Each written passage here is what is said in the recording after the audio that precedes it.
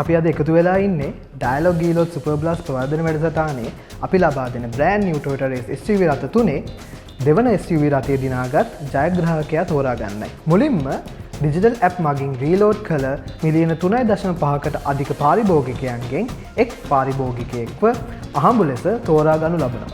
ඉන් අනතුරුව BI අංශය විසින්ම එම නම්බරේ තොරතුරු අනන්‍යතාවය පරීක්ෂා කරනු ලබනවා. මින් අනතුරුව Revenue Assurance and Fraud Management අංශය හරහා බාහිර පරීක්ෂා කිරීම සිදු කරනු ලබනවා.